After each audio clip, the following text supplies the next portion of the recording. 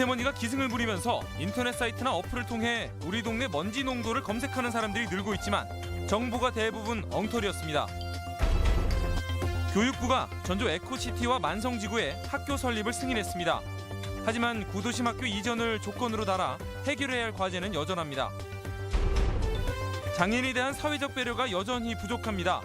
하루 종일 도움이 필요한 중증 장애인들 대다수가 적절한 서비스를 받지 못하고 있습니다. 시청자 여러분 안녕하십니까? 전주 MBC 뉴스데스크입니다. 에코시티와 만성지구에 학교가 들어설지 아닐지 그동안 혼선이 컸는데 교육부가 결국 학교 설립을 승인했습니다. 하지만 구도심에 있는 기존 학교의 규모를 줄이거나 이전해야 한다는 전제 조건을 달아 해결해야 할 과제는 여전합니다. 강동엽 기자의 보도입니다. 교육부 중앙투자심사 결과 전주 에코시티 내 가칭 화정초등학교와 화정중학교, 만성지구 내 만성중학교 설립 계획이 조건부 승인됐습니다. 특히 에코시티에는 전체 13,000여 가구 가운데 7,400여 가구가 2019년까지 입주할 예정이지만 현재까지 신설이 확정된 학교는 솔레초등학교뿐이었습니다. 이에 따라 도교육청과 전주시 그리고 지역 주민들은 학교 신설과 관련해 태스크포스팀을 구성했고 정치권과 함께 교육부 설득 작업을 진행해 왔습니다. 이번 교육부의 결정으로 에코시티와 만성지구 유입학생들의 통학 불편 해소는 물론 인근 학교의 과밀학급 해결 등 교육 여건은 크게 개선될 전망입니다. 하지만 풀어야 할 과제는 여전히 남아 있습니다. 교육부 승인 조건에는 기존 구도심 중학교 2곳과 초등학교 6곳에 적정 규모화가 단서로 달렸기 때문입니다. 특히 중학교의 경우 시내 중학교 2곳을 에코시티와 만성지구로 각각 옮기는 조건이어서 엄밀히 말하면 신설이 아닌 이전입니다. 학교를 개교하기 전까지 통폐합을 대상 학교를 정해서 통폐합을 하라는 건데 이제 저희 교육청 입장에서는 통폐합보다는 학교를 이전하는 쪽으로 지금 추진하려고 합니다. 이미 곤지중과 덕진중 이전을 추진했다 무산된 바 있는 도교육청 입장에서는 또다시 이전 대상 중학교를 선정하고 반대 여론을 무마해야 하는 숙제를 안게 됐습니다. 결국 2020년 개교는 결정됐지만 완전 신설이 아닌 조건부 이전이라는 단서가 덧붙여지면서 대규모 도시개발에 따른 학교 신설 논란은 여전히 뜨거운 감자로 남게 됐습니다. MBC 뉴스 강동엽입니다. 도내 전역에 미세먼지 주의보가 내려졌습니다. 도보건환경연구원은 오늘 오전 11시를 기해 미세먼지 주의보를 발령하고 어린이와 노약자, 질환자는 실외 활동을 자제하는 한편 마스크나 보호 안경을 착용하고 차량 운행도 자제할 것을 당부했습니다. 연구원은 중국발 황사의 영향으로 미세먼지 농도가 급격히 상승해 올 들어 6번째 주의보를 발령했다고 밝혔습니다. 미세먼지에 대한 관심이 높아지면서 인터넷 사이트나 스마트폰으로 우리 동네 미세먼지 농도를 검색하는 사람이 크게 늘었습니다. 도내 측정소가 15개밖에 안 되는데 어떻게 동네별로 미세먼지 농도를 알려줄까요? 숨겨진 비밀이 있습니다. 정태우 기자입니다. 지난 13일 밤 8시 전주시 팔복동과 중앙동의 미세먼지 측정치입니다. 팔복동은 69 마이크로그램으로 보통이지만 중앙동은 무려 134 마이크로그램으로 나쁨. 같은 전주 안에서 두 지역 간 거리는 5km에 불과하지만 농도 차이가 2배에 가깝습니다. 현재 전라북도에 설치된 미세먼지 측정기는 8개 시군에 모두 15대. 전주 4곳, 익산과 군산에는 3곳 등이 설치돼 있지만 무주와 순창 등 8개 군 지역에는 아예 없습니다. 그렇다면 시민들이 많이 이용하는 인터넷 포털이나 어플에서는 어떻게 동네별로까지 미세먼지를 나타낼 수 있을까? 검색 지역과는 별도로 단순하게 가장 가까운 측정소 값을 끌어다 표시하는 것입니다. 문제는 가깝다는 표현의 정도 차이. 실제로 무주읍의 경우 40km 떨어진 대전 문창동 측정소, 장수는 31km나 먼 경남 거창, 진안은 26km 떨어진 전주 측정소를 띄워주는 방식입니다. 불과 5km 차이로도 2배 가까이 미세먼지 농도가 다른데 40km 떨어진 측정값은 무용지물에 다를 바 없습니다. 그럼 어떻게 믿어요? 그러면 그걸 못 믿겠네요. 그럼 만약에 진짜로 그런다 그러면 여기서 차로 가도 1시간 걸려. 측정소가 특정 시군에 편중된 데다 대표성을 가지기에는 절대 숫자가 모자란다는 비판이 계속돼 왔지만 전라북도는 예산 타령만 합니다. 측정소 한 곳당 설치비는 2억 원에 못 미치지만 굳이 지방비를 들여서 할 필요가 있냐는 것입니다. 국비에서 지금 연차적으로 해서 계속 계획을 세워가지고 내려오고 있는데 저희들이 미리 지방자치로 해놓으면 나중에 저희들이 올 예산을 갖다가 확보를 하기가 힘들거든요. 미세먼지의 공습은 계속되고 있지만 시민들은 민낯으로 숨을 쉬어도 되는지 기본적인 판단 정보조차 제대로 얻지 못하고 있습니다. MBC 뉴스 정태호입니다.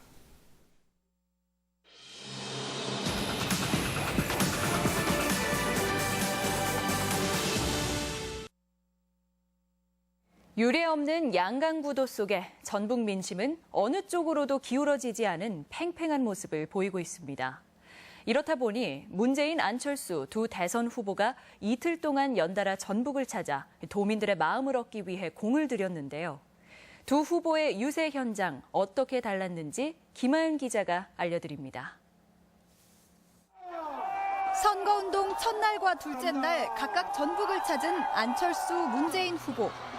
탄핵 정국으로 투표율 상승이 기대되는 20, 30대 표심을 공략하려는 듯 두 후보 모두 대학가를 유세 장소로 택했습니다. 하지만 현장에 모인 사람들의 모습은 사뭇 달랐습니다. 문재인 후보의 경우 20, 30대 젊은 층이 많았던 반면 안철수 후보 유세 현장은 장년층 지지자들이 줄을 이뤘습니다. 민심을 잡으려는 기싸움도 치열했습니다. 안 후보는 먼저 문 후보와 친문 세력을 겨냥해 호남을 이용하는 개파 패권 세력이라고 몰아붙였습니다. 선거를 위해서 호남 이용하는 후보 절대 안 됩니다. 그렇지 않습니까, 여러분? 이에 맞서 문 후보는 전국에서 골고루 지지받는 정당이 정권 교체를 이룰 수 있다며 안 후보와 국민의당의 한계를 지적했습니다. 국회의원이 10,000명도 안 되는 민의정당, 급조된 당이 이 위기 상황 속에서 국정을 감당할 수 있겠습니까? 하지만 남은 기간 실수를 우려해 두 후보 모두 즉흥적인 연설이나 상대방 비방을 자제하는 신중한 모습을 보였습니다. 또 문 후보는 노인들을 겨냥한 노인 복지 공약을, 안 후보는 기관을 돌며 미래 성장 동력을 이야기하는 등 각자의 강점 분야를 공략했습니다. MBC 뉴스 김하연입니다. 안철수, 문재인 후보에 이어 다른 당의 대선 후보들도 잇따라 전북을 방문할 예정입니다. 바른정당 유승민 후보는 내일 전북도 의회를 방문해 기자회견을 갖고 풍남문 광장에서 유세를 벌이며 주변 시장 상인들을 만날 예정입니다. 심상정 정의당 후보는 주말에 전라북도를 찾을 예정이며 홍준표 자유한국당 후보는 다음 주 전북을 방문할 계획입니다. 광주시 선거관리위원회는 국민의당 광주 경선에 원광대 학생을 불법 동원한 혐의로 국민의당 관계자 A씨와 원광대 총학생회장 B씨 등 8명을 전주지검 군산지청에 고발했습니다. 당 관계자 A씨는 학생 동원을 지시하고 회식을 약속한 혐의를, 학생회장 B씨는 학생 200여 명이 경선에 참여하도록 교통 편의를 제공한 혐의입니다. 선관위는 수사 결과에 따라 학생들에게도 과태료를 부과할 예정입니다. 제37회 장애인의 날을 앞두고 기념 행사가 열렸습니다. 전라북도 여성장애인연대는 오늘 전주 화산체육관에서 장애 후 1,500명이 참여하는 기념 행사를 열고 차별 없는 세상을 바라는 장애인 인권선언 낭독과 유공자 표창 등을 진행했습니다. 오늘 행사에서는 다채로운 장기자랑과 행군 추첨 등이 이어졌습니다. 내일 장애인의 날을 맞아 몸이 불편한 분들의 현실을 짚어봅니다. 예전보다는 많이 나아졌다고 해도 아직 적지 않은 중증 장애인들이 서비스 사각지대에 놓여 있습니다. 한범수 기자입니다. 뇌병변을 앓고 있는 중증 장애인 47살 조중원 씨. 거동이 불편해 누군가의 도움 없인 간단한 외출 준비조차 버겁습니다. 그나마 한밤중엔 활동보조 서비스를 받지 못해 곤혹스러운 일을 겪을 때가 한두 번이 아닙니다. 혼자 이제 새벽에 가다가 그 변기 사이에 꼈던 적이 있어요. 몸이 이제 장애가 있다 보니까 혼자 나오질 못해가지고 하루 종일 변기 사이에 껴가지고 있었던 적이 있어요. 32살 장미경 씨 가족의 사정도 비슷합니다. 활동 도우미가 방문하는 시간이 짧아 남편이 직장 일을 포기하고 장 씨를 부양해야 하는 상황입니다. 주로 아이들 보는 일을 활동보조인이 가사일이랑 같이 하고요. 제가 아내 신변 처리를 해야 되는 상황이거든요. 전북에 거주하는 중증장애인은 150여 명. 대부분 하루 종일 도움이 필요하지만 도내에서 제공받을 수 있는 도우미 서비스는 16시간이 최대입니다. 현행 법에 따르면 활동보조인에게 지급될 임금 가운데 일부를 지자체가 보전하게 돼 있는데 예산이 부족해 24시간 활동보조 서비스를 제공하지 못하는 겁니다. 특히 부양가족이 있으면 서비스 지원이 크게 줄어 장애인 가족들의 부담도 커지고 있습니다. 누군가 옆에서 도와줄 수 있는 사람이 있어야만이 화재나 긴박한 상황이 발생했을 때 바로 대처해서. 중증장애인 관리는 사회가 나서 해결해야 하는 필수 복지에 해당하지만 여전히 가족들의 몫으로 남아 있습니다. MBC 뉴스 한범수입니다. 시각 장애인을 위한 점자 여권 발급이 개시됩니다. 전라북도는 내일부터 도청과 각 시군청에서 1급에서 3급 시각 장애인을 대상으로 점자 여권을 발급한다고 밝혔습니다. 점자 여권은 성명과 여권 번호, 발급일, 만료일 등 주요 정보를 수록한 투명 점자 스티커를 여권 앞표지 뒷면에 부착하게 됩니다. 오늘의 간추린 뉴스입니다. 4.19 혁명 제57주년 기념 행사가 김주열 열사의 고향인 남원에서 열렸습니다. 남원 금지면 김주열 열사 묘역에서 열린 행사에서 참석자들은 열사들의 숭고한 희생 정신을 되새겼는데 남원이 고향인 김 열사는 3.15 부정선거에 항거하다 마산 앞바다에서 최루탄에 맞아 숨진 채 발견돼 4.19 혁명의 도화선이 됐습니다. 재정 위기로 폐교 위기에 몰린 서남대의 새로운 인수자가 사실상 내일 결정됩니다. 서남대 임시이사회는 내일 서울시립대와 부산 온종합병원, 삼육대 그리고 옛 재단으로 좁혀진 후보군 가운데 우선 협상 대상자를 선정합니다. 전주시가 어린이집에 다니는 아이들의 각종 안전사고에 대비해 단체보험 가입을 지원합니다. 시는 어린이집 영유아 2만 900여 명과 보육교직원 4,600여 명의 안전사고에 대비해 단체보험 가입비를 지원했는데 가입 항목에 따라 최대 4억 원의 보상이 이뤄집니다. 교육부가 주관한 산업계의 관점에서 본 대학평가에서 군산대가 5분야 가운데 건축과 토목, 기계, 자동차 등 4개 분야에서 최우수 대학으로 선정됐습니다. 교육부는 경제 5단체 회원사에 졸업생에 대한 인센티브를 부여하도록 권고할 방침입니다. 간추린 뉴스였습니다.